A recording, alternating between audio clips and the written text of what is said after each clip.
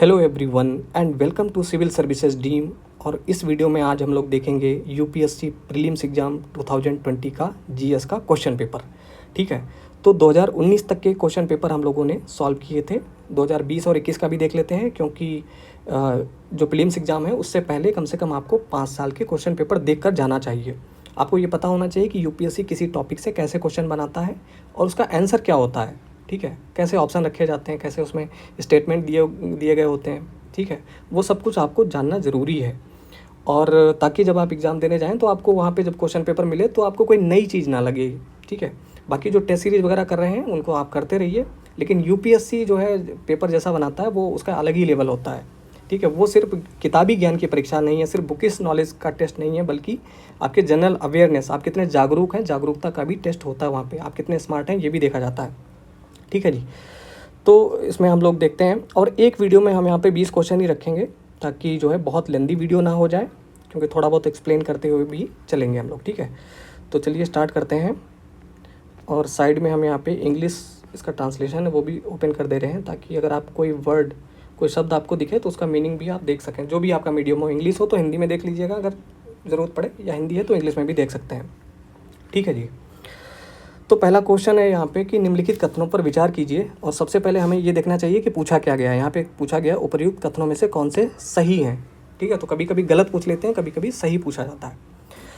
तो यहाँ पे 4 स्टेटमेंट दिए गए हैं। पूछा गया है कि स्टेटमेंट है कि आधार मेटा डेटा को 3 महीने से अधिक संग्रहित यानी संग्रहित नहीं रखा जा सकता।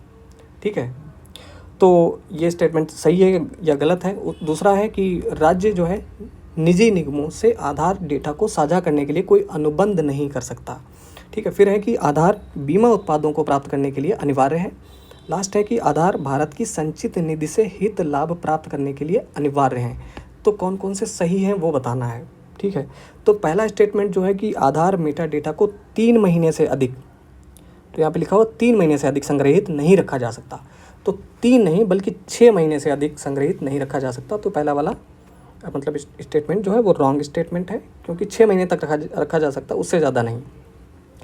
तो पहला वाला, जैसे ही अगर आप एक स्टेटमेंट आपको पकड़ में आ जाता है कि ये सही है या गलत है, तो तुरंत आपको ऑप्शन में देखना चाहिए कि क्या आंसर मिल रहा है कि नहीं मिल रहा है, या कितना एलिमिनेट हो रहे हैं। ठीक है, तो एक तो ये वाला नहीं होगा पहला, और डी वाला भी नहीं होगा। दूसरा है कि राज्य जो है निजी निगमों से आधार डेटा को साझा करने के लिए कोई अनुबंध यानी कोई कॉन्ट्रैक्ट नहीं कर सकता। तो ये बात सही है, राज्य जो है वो कोई कॉन्ट्रैक्ट नहीं कर सकता इस तरीके से कि आधार डेटा को साझा किया जाए। तो ये बात सही है। दूसरा सही है, तो इसका मतलब है कि तीसरा भी नहीं होगा, और आपका आंसर आ गया, यानी दूसरा और चौथा सही है। तीसरा क्या है स्टेटमेंट, फिर भी देख लीजिए कि आधार जो है बीमा उत्पादों को प्राप्त करने के लिए अनिवार्य है। तो मैंडेटरी नहीं है, बीमा उत्पादों को प्राप्त करने के लिए अगर कोई लगाना चाहे तो लगा सकता है आधार कार्ड, लेकिन मैंडेटरी नहीं है। ठीक है, तो तीसरा भी नहीं होगा। और चौथा है कि भारत की संचित निधि से अगर कोई लाभ प्राप्त करने हैं उसके लिए अनिवार्य है। तो चौथा स्टेटमेंट सही है। ठीक है, दूसरा और चौथा करेक्ट है। आगे बढ़ते हैं। राज्यसभा की लोकसभा के समान शक्तियां किस क्षेत्र में हैं। ठीक है, तो राज्यसभा की कुछ विशेष शक्तियां भी हैं, लोकसभा की भी कुछ विशेष शक्तियां हैं, लेकिन यहाँ पे समान शक्तियों के बारे में पूछा गया है, ना कि विशेष शक्तियों के बारे में। ठीक है, तो वो कौन कौन सी शक्तियाँ जो हैं जो समान है दोनों को। तो पहला है कि अखिल भारतीय सेवाएं गठित करने के विषय में, तो ये तो होगा नहीं, क्योंकि आर्टिकल 312 जो है आपने पढ़ा होगा कि उसमें राज्यसभा को विशेष शक्ति दी गई। ये जो नई अखिल भारतीय सेवाएं गठित करने का जो अधिकार है वो राज्यसभा के पास एक विशेष शक्ति के रूप में है आर्टिकल 312 के अनुसार। तो पहला तो होगा नहीं, क्योंकि यहाँ पूछा गया समान शक्तियों के बारे में। दूसरा है संविधान में संशोधन करने के विषय में। ठीक है, तो ये स्टेटमेंट करेक्ट है, ये इसका आंसर है। सरकार को हटाने के विषय में भी नहीं, क्योंकि ये तो लोकसभा की, क्योंकि अविश्वास प्रस्ताव वगैरह सब लोकसभा में लाया जा सकता है, तो ये भी नहीं होगा। और कटौती प्रस्ताव प्रस्तुत करने के विषय में भी जो है लोकसभा की शक्ति है, ना कि राज्यसभा की। ठीक है, तो बी इसका जो है करेक्ट आंसर है। क्वेश्चन नंबर तीसरा देखते हैं।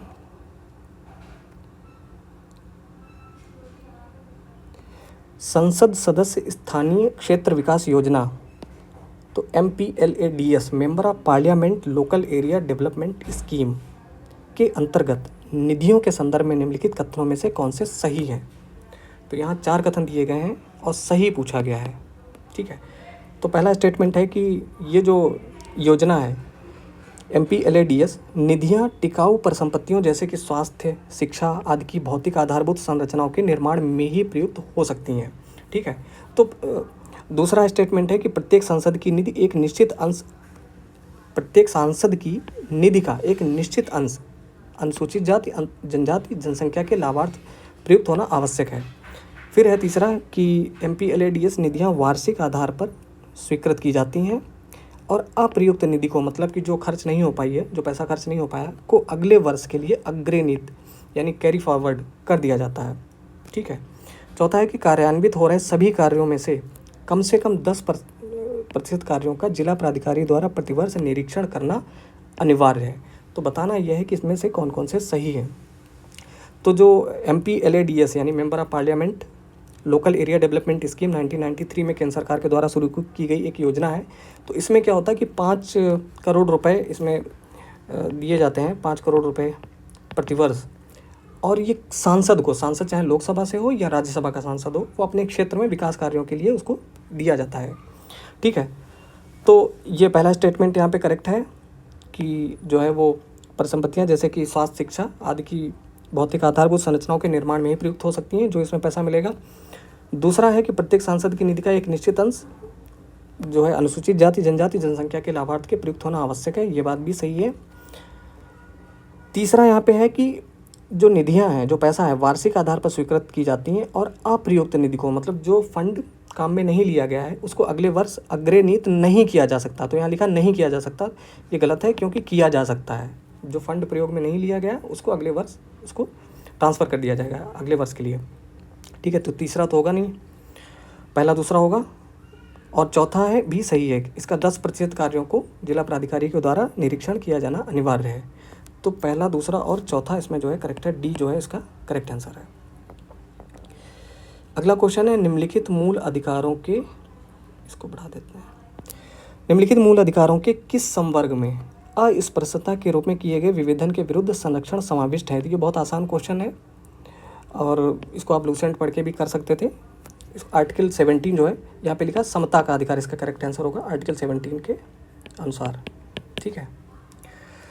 अगला क्वेश्चन है कि भारत में न्यायपालिका का कार्यपालिका से पृथक्करण किससे व्यादेशित है। ठीक है। तो ये भी आसान क्वेश्चन है।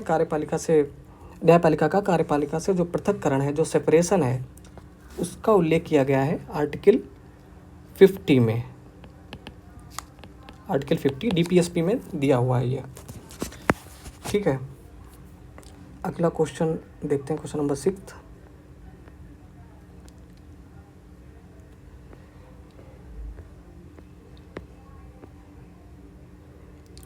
वित्त मंत्री संसद में बजट प्रस्तुत करते हुए उसके साथ अन्य प्रलेख भी प्रस्तुत करते हैं, जिनमें वृहद आर्थिक रूपरेखा विवरण यानी the macro economic framework statement भी सम्मिलित रहता है। यह पूर्वोक्त प्रलेख निम्न आदेशन के कारण प्रस्तुत किया जाता है। क्यों प्रस्तुत किया जाता है? तो ये ऐसी कोई परंपरा है संसद की, चिरकालिक संसदीय परंपरा है के कारण किया जाता है, या भारत के संविधान के अनुच्छेद 112 तथा अनुच्छेद 110(1) के कारण किया जाता है, या फिर भारत के संविधान के अनुच्छेद 113 के कारण किया जाता है, या फिर राजकोषीय उत्तरदायित्व एवं बजट प्रबंधन अधिनियम 2003 के कारण किया जाता है। तो ऐसा किया क्यों जाता है? तो ऐसा इसलिए किया जाता है क्योंकि fiscal responsibility and budget management act 2003 में ये प्रावधान किए गए हैं। ठीक है, जो कि है राजकोषीय उत्तरदायित्व एवं बजट प्रबंधन अधिनियम 2003 के प्रावधानों के कारण। ठीक है, तो इसका डी जो है वो करेक्ट आंसर है।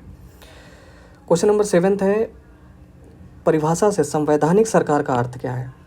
ठीक है, तो ये क्वेश्चन देखिए यूपीएससी ने बनाया है, देखने में आसान लग रहा है लेकिन थोड़ा सा अच्छा क्वेश्चन बनाया है। तो संवैधानिक सरकार कौन सी होती है? यानी कॉन्स्टिट्यूशनल गवर्नमेंट बाय डेफिनीशन विधानमंडल द्वारा सरकार, लोकप्रिय सरकार, बहुदलीय सरकार या सीमित सरकार। तो विधानमंडल द्वारा सरकार नहीं, बल्कि अच्छा लोकप्रिय सरकार भी नहीं, क्योंकि कॉन्स्टिट्यूशन, इसका करेक्ट आंसर होगा सीमित सरकार यानी लिमिटेड गवर्नमेंट। तो लिमिटेड गवर्नमेंट क्यों? क्योंकि जो संवैधानिक सरकार होगी वो कैसे काम करेगी? कॉन्स्टिट्यूशन में जो प्रोविज़न किए गए हैं, जो प्रावधान संविधान में किए गए हैं, उसके दायरे में रहकर ही काम करेगी, उससे बाहर नहीं कर सकती ना। तो एक लिमिट में, लिमिटेड गवर्नमेंट, ठीक है, वही एक संवैधानिक सरकार हो सकती है। ठीक है, तो यहाँ पे बहुदलीय सरकार लिखा हुआ है, ये तो बिल्कुल गलत है, क्योंकि मतलब एक दल की होगी सरकार तो क्या वो असंवैधानिक हो जाएगी? ठीक है, तो ये सारे नहीं होंगे, और बल्कि होगा सीमित सरकार, इसका करेक्ट आंसर होगा। नेक्स्ट क्वेश्चन है, मूल अधिकारों के अतिरिक्त भारत के संविधान का निम्नलिखित में से कौन सा या कौन से भाग मानव अधिकारों की सार्वभौम घोषणा 1948 यानी universal declaration of human rights 1948 के सिद्धांतों एवं प्रावधानों को प्रतिबिंबित करते हैं? तो मूल अधिकार तो है ही इसका मतलब इसमें, ठीक है। बाकी और कौन कौन से हैं? Universal declaration of human rights 1948 के प्रावधानों को प्रतिबिंबित करते हैं, मानव अधिकारों के सार्वभौम घोषणा 1948 में। तो इसमें उद्देशिका यानी प्रेम्बल जो है, राज्य के नीति निर्देशक तत्व और मूल कर्तव्य और मूल अधिकार, ठीक है, ये चारों ही प्रतिबिंबित होते हैं, और इसका करेक्ट आंसर है डी, ठीक है। तो कुछ क्वेश्चन आपको थोड़े से आसान देखने को मिलेंगे, कुछ क्वेश्चन थोड़े से टफ भी देखने को मिलेंगे, और कहाँ से यूपीएससी क्वेश्चन पूछ देगा कुछ नहीं कह सकते। अगला क्वेश्चन है, भारत में विधिक सेवा प्रदान करने वाले प्राधिकरण निम्नलिखित में से किस प्रकार के नागरिकों को निःशुल्क विधिक सेवाएं प्रदान करते हैं? ठीक है, तो 1 लाख रुपए से कम वार्षिक आय वाले व्यक्ति को, 2 लाख रुपए से कम वार्षिक आय वाले ट्रांसजेंडर को, 3 लाख से कम वार्षिक आय वाले ओबीसी के सदस्य को, या और चौथा है कि सभी वरिष्ठ नागरिकों को। तो 4 ये स्टेटमेंट दिए गए और सही वाला बताना है कौन कौन सा सही है। तो ये जो विधिक सेवा प्रदान करने वाले प्राधिकरण, ये निःशुल्क विधिक सेवाएं प्रदान करते हैं या तो 1 लाख रुपए से कम वार्षिक आय वाले व्यक्ति को, या फिर 2 लाख रुपए से कम वार्षिक आय वाले ट्रांसजेंडर को, ठीक है, निःशुल्क विधिक सेवाएं। तो ये तीसरा और चौथा गलत है, ठीक है। यहाँ पे ये जो है वो इसका करेक्ट आंसर है, ठीक है जी। अगला क्वेश्चन है, निम्नलिखित युग्मों पर विचार कीजिए। तो अंतर्राष्ट्रीय समझौता संगठन यहाँ पे दिए गए हैं और सब्जेक्ट दिया गया है। तो अल्मा आटा घोषणा और हेग समझौता, तलानुआ संवाद और अंडर 2 गठबंधन, ठीक है, तो उनके सब्जेक्ट्स यहाँ पे दिए गए हैं। तो पहला है कि अल्मा आटा घोषणा लोगों के स्वास्थ्य की देखभाल के लिए, तो पहला जो है वो एकदम सही है, लोगों के स्वास्थ्य की देखभाल से संबंधित है। ये 1978 में कजाकिस्तान में हुआ था ये एक सम्मेलन, उसी के अंतर्गत ये दिया गया है। दूसरा है हेग समझौता। तो हेग समझौता यहाँ पे लिखा हुआ है कि जैविक एवं रासायनिक शस्त्रों से संबंधित है, जो कि गलत है। हेग समझौता बच्चों के अंतर्राष्ट्रीय अपहरण को रोकने के लिए था, ठीक है, ना कि इसके लिए। तो दूसरा गलत हो जाता है। तीसरा है, यहाँ पे लिखा है तलानुआ संवाद, वैश्विक जलवायु परिवर्तन से संबंधित है, तो ये बिल्कुल सही है। 2017 में जो COP23 हुआ था, conference of parties 23 Bon Germany में, तो ये उससे संबंधित है, वैश्विक जलवायु परिवर्तन से संबंधित है। फिर है अंडर 2 गठबंधन, ये लिखा हुआ है बाल अधिकार से संबंधित, ठीक है, जो कि गलत है। ये ग्रीन हाउस गैसों से संबंधित था, बाल अधिकार से नहीं, तो चौथा भी गलत है, यानी पहला और तीसरा सही है, ठीक है। क्वेश्चन नंबर 11 देखते हैं।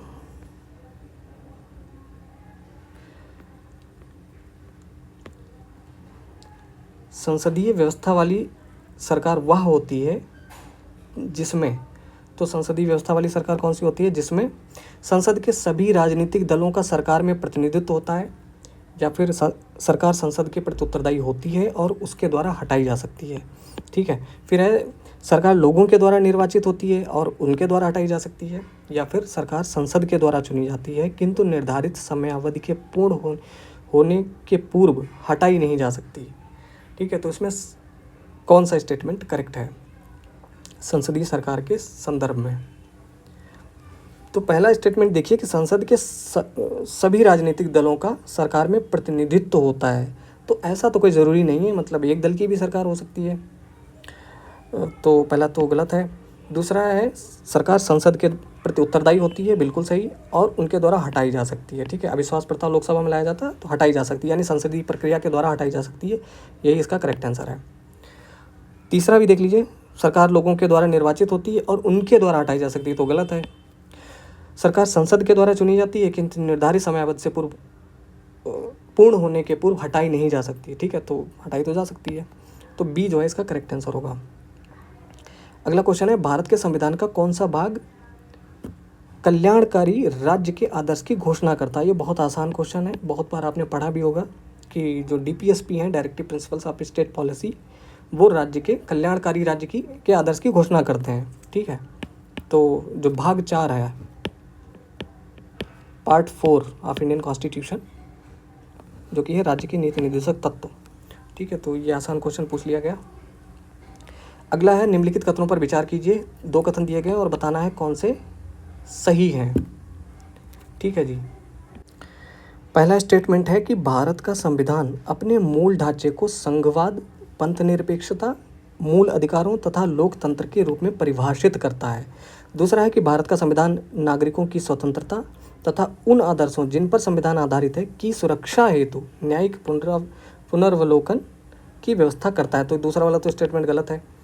पहला है कि भारत का संविधान अपने मूल ढांचे को संघवाद, पंथनिरपेक्षता, मूल अधिकारों तथा लोकतंत्र के रूप में परिभाषित करता है। तो यहाँ सब दिया गया परिभाषित करता है। देखिए, मूल ढांचे को संविधान में कहीं भी परिभाषित नहीं किया गया है। ठीक है, तो पहला भी स्टेटमेंट गलत है, दूसरा भी स्टेटमेंट गलत है, क्योंकि मूल ढांचे का जो बेसिक स्ट्रक्चर का जो है वो संविधान में नहीं परिभाषित किया गया था, बल्कि इसकी व्याख्या की गई थी एक मुकदमे में, एक वाद में। तो वो कौन सा था? बहुत ही प्रसिद्ध है, केशवानंद भारती विवाद। ठीक है, केशवानंद भारती जो वाद है 1973 में माननीय उच्चतम न्यायालय ने उसमें व्याख्या की थी मूल ढांचे की। ठीक है, तो यहाँ लिखा संविधान में परिभाषित करता है, तो गलत है ये। तो इसका करेक्ट आंसर होगा डी, इसमें दोनों ही रॉन्ग स्टेटमेंट है। चौथा 14th क्वेश्चन है कि गांधीवाद और मार्क्सवाद के बीच एक समान सहमति पाई जाती है, तो यह निम्नलिखित में से कौन सी है? एक अंतिम लक्ष्य के रूप में राज्यविहीन समाज, वर्ग संघर्ष, निजी संपत्ति की समाप्ति, या फिर आर्थिक नियतिवाद। ठीक है, ये बढ़िया क्वेश्चन पूछा गया है। तो गांधीवाद और मार्क्सवाद के बीच एक समान सहमति पाई जाती है, तो इसका करेक्ट आंसर है एक अंतिम लक्ष्य के रूप में राज्यविहीन समाज। तो राज्यविहीन समाज ये एक अंतिम लक्ष्य है, गांधीवाद का भी और मार्क्सवाद का भी। अगर अंतर पूछा जाता तो अंतर क्या है कि बस अंतर दोनों में यह है कि गांधीवाद जो है उसको वो हिंसा के रास्ते जो है इस लक्ष्य तक पहुंचना चाहता है, और मार्क्सवाद जो है वो अहिंसा के माध्यम से इसी लक्ष्य तक पहुंचना चाहता है। ठीक है, तो ये क्वेश्चन यहाँ से पूछा गया। अगला क्वेश्चन है कि भारत के संदर्भ में नौकरशाही का निम्नलिखित में से कौन सा उपयुक्त चरित्र चित्रण है? बहुत अच्छा क्वेश्चन पूछा गया है। संसदीय लोकतंत्र की व्याप्ति, नौकरशाही यानी वही IAS PCS जो आप जिसके लिए आप प्रिपरेशन कर रहे हैं। संसदीय लोकतंत्र की व्याप्ति को विस्तार देने वाला अभिकरण, संघीय ढांचे को सुदृढ़ करने वाला अभिकरण, या फिर राजनीतिक स्थायित्व और आर्थिक वृद्धि को सुलभ बनाने वाला अभिकरण है, या फिर लोक नीति को कार्यान्वित करने वाला अभिकरण है? बहुत क्लोज इसका आंसर आपको देना है, और इसका करेक्ट आंसर होगा लोक नीति को कार्यान्वित करने वाला अभिकरण। जो सरकार लोक नीतियाँ, जनता के हित में जो नीतियाँ बनाएगी उनका इम्प्लीमेंटेशन करने के लिए एक संस्था है या नौकरशाही जो है वो जनता तक पहुंचाती है। ठीक है, ये इसका कार्य है। तो ये जो है 15th का डी होगा करेक्ट आंसर। अगला क्वेश्चन है कि भारत के संविधान की उद्देशिका संविधान का भाग है किंतु कोई विधिक प्रभाव नहीं रखती, संविधान का भाग नहीं है और कोई विधिक प्रभाव भी नहीं रखती, फिर है कि संविधान का भाग है और वैसा ही विधिक प्रभाव रखती है जैसा कि कोई अन्य भाग, फिर है संविधान का भाग है किंतु उसके अन्य भागों से स्वतंत्र होकर उसका कोई विधिक प्रभाव नहीं है। ठीक है, तो पहला स्टेटमेंट है कि भारत संविधान का भाग है उद्देशिका, लेकिन इसका कोई विधिक प्रभाव नहीं रखती, तो ये गलत है। दूसरा एक संविधान का भाग ही नहीं है, तो ये तो बिल्कुल गलत है। फिर है संविधान का भाग है और वैसा ही विधिक प्रभाव रखती है जैसा कि कोई अन्य भाग, जो कि ये भी गलत है, क्योंकि संविधान का भाग है उद्देशिका किंतु उसके अन्य भागों से स्वतंत्र होकर उसका कोई विधिक प्रभाव नहीं है। मतलब अलग से सिर्फ अगर उद्देशिका को देखा जाए तो उसका कोई विधिक प्रभाव नहीं है, लेकिन जब दूसरे पार्ट्स में, दूसरे भागों में उसको देख के अगर जोड़ के मिलाया जाता तो उसका विधिक प्रभाव है। ठीक है, तो स्वतंत्र होकर उसका कोई विधिक प्रभाव नहीं है, बल्कि साथ में है। तो ये डी वाला इसका करेक्ट आंसर होगा। अब है क्वेश्चन नंबर 17। इसमें पूछा गया है गोल्ड ट्रांस यानी रिजर्व ट्रांस निर्दिष्ट करता है। तो क्या निर्दिष्ट करता है? विश्व बैंक की ऋण व्यवस्था है या केंद्रीय बैंक की किसी एक क्रिया को, मतलब किस चीज़ को बता रहा है ये? WTO द्वारा उसके सदस्यों को प्रदत्त एक साख प्रणाली को, या फिर IMF द्वारा इसके सदस्यों को प्रदत्त एक साख प्रणाली को? किसको निर्दिष्ट करता है? और इसका करेक्ट आंसर होगा डी, इंटरनेशनल मॉनेटरी फंड जो है उसको। तो इस करते होता क्या है कि जो जितने भी इसके सदस्य देश हैं IMF के, वो ये स्वर्ण ट्रेंच या रिजर्व ट्रांस जो यहाँ पे लिखा हुआ है, ये एक मुद्रा होती है, तो जो कि सभी सदस्यों द्वारा जो है प्रदान की जाती है सभी सदस्यों को, ठीक है। तो इमरजेंसी के टाइम पे इसका उपयोग किया जा सकता है, ठीक है। तो किसके द्वारा? IMF द्वारा इसके सदस्यों को प्रदान की जाती है एक साख प्रणाली को, ठीक है, उसी को कहते हैं ये। अगला क्वेश्चन है, भारत के संविधान के भाग 4 में अंतर्विष्ट प्रावधानों के संदर्भ में निम्नलिखित कथनों में से कौन से सही हैं? ठीक है, तो इसमें भैया सही वाले बताने हैं। वे न्यायालयों द्वारा प्रवर्तनीय होंगे। तो भाग 4 यानी DPSP, राज्य के नीति निर्देशक तत्व, वे न्यायालय द्वारा प्रवर्तनीय होंगे, वे किसी भी न्यायालय द्वारा प्रवर्तनीय नहीं होंगे। इस भाग में अधिक कथित सिद्धांत यानी जो सिद्धांत बताए गए हैं राज्य के द्वारा कानून बनाने को प्रभावित करेंगे, ठीक है। तो कौन कौन से सही हैं ये बताना है हमें। देखो भैया, हम लोगों ने पढ़ा ही होगा आपने कि जो मूल अधिकार हैं वो तो न्यायालय द्वारा प्रवर्तनीय है, लेकिन जो है नीति निर्देशक तत्व तो प्रवर्तनीय नहीं है, ठीक है। मतलब उसके लिए कोई न्यायालय नहीं जा सकता। तो वे न्यायालय द्वारा प्रवर्तनीय होंगे यहाँ पे लिखा हुआ है, तो ये स्टेटमेंट गलत है। दूसरा है कि वे किसी भी न्यायालय द्वारा प्रवर्तनीय नहीं होंगे, तो ये बात तो सही है, अगर पहला गलत है दूसरा सही है। फिर है, इस भाग में अधिकथित जो सिद्धांत हैं वो राज्य के द्वारा कानून बनाने को प्रभावित करेंगे, तो ये भी सही है, प्रभावित करेंगे, ठीक है। तो दूसरा तीसरा इसमें करेक्ट है, यानी डी जो है उसका करेक्ट आंसर है। तो राज्य मतलब कोई इन्फोर्सेबल नहीं है वहाँ पे प्रवर्तनीय, ऐसा नहीं कोई न्यायालय उसके लिए जा सके। सरकार अगर चाहेगी, सरकार को करना चाहिए, इसीलिए इनका नाम है कि राज्य के नीति निर्देशक तत्व। मतलब सरकार जो है कानून बनाते समय इन तत्वों को ध्यान में रखेगी, और सरकार ने बनाए भी हैं बहुत सारे कानून, जैसे कि मनरेगा एक बेस्ट एग्जाम्पल है आपके सामने, ठीक है। और क्वेश्चन नंबर 19 है, निम्नलिखित कथनों पर विचार कीजिए और पूछा गया है कि कौन से सही हैं। भारत के संविधान के अनुसार कोई भी ऐसा व्यक्ति जो मतदान के योग्य है किसी राज्य में 6 माह के लिए मंत्री बनाया जा सकता है, तब भी जबकि वह उस राज्य के विधानमंडल का सदस्य नहीं है। कितना स्टेटमेंट घुमाया है यूपीएससी ने। बिल्कुल ऐसे ही क्वेश्चंस देखने के लिए ये क्वेश्चन पेपर देखना जरूरी होता है, ठीक है। अभी देखिएगा, अगला स्टेटमेंट है कि लोक प्रतिनिधित्व अधिनियम 1951 के अनुसार कोई भी ऐसा व्यक्ति जो दांडिक अपराध के अंतर्गत दोषी पाया गया है, यानी और जिसे 5 वर्ष के लिए कारावास का दंड दिया गया है, चुनाव लड़ने के लिए स्थायी तौर पर निरर्हत हो जाता है, यानी डिस्क्वालीफाई हो जाता है, भले ही वह कारावास से मुक्त हो चुका हो। तो इनमें से कौन कौन से कथन सही हैं? अब इस क्वेश्चन को बहुत ध्यान से देखिए। पहला स्टेटमेंट कह रहा है कि भारत के संविधान के अनुसार कोई भी ऐसा व्यक्ति जो मतदान के योग्य है किसी राज्य में 6 माह के लिए मंत्री बनाया जा सकता है, तो तब भी जबकि वह उस राज्य के विधानमंडल का सदस्य नहीं है। अब एक चीज़ देखिए, वो व्यक्ति कैसे बनाया जा सकता है मंत्री जो मतदान के योग्य है? तो मतदान करने की योग्यता तो 18 वर्ष होती है, ठीक है, ये तो आपको पता ही होगा। मंत्री बनने के लिए विधानमंडल में उसके लिए आयु होनी चाहिए 25 ईयर्स, 25 वर्ष होनी चाहिए। तो पहला स्टेटमेंट तो गलत हो गया, ठीक है। दूसरा स्टेटमेंट भी गलत है, क्योंकि यहाँ पे लिखा जो भारत लोक प्रतिनिधित्व अधिनियम है 1951, ये बहुत इंपॉर्टेंट है, इसको आप पढ़ लीजिएगा। हर साल क्वेश्चन पूछे जाते हैं, मतलब मेंस में भी, प्रीलिम्स में भी पूछा जा सकता है, मेंस में तो पूछा ही जाता है, ठीक है। तो लोक प्रतिनिधित्व अधिनियम के अनुसार कोई भी ऐसा व्यक्ति जो दांडिक अपराध के लिए अंतर्गत दोषी पाया गया है, मतलब जिसका दोष पाया गया है और जिसको सज़ा हो गई है, ठीक है, 5 साल के लिए, तो चुनाव के लिए स्थायी तौर पर डिस्क्वालीफाई हो जाता है। तो ये स्टेटमेंट गलत है।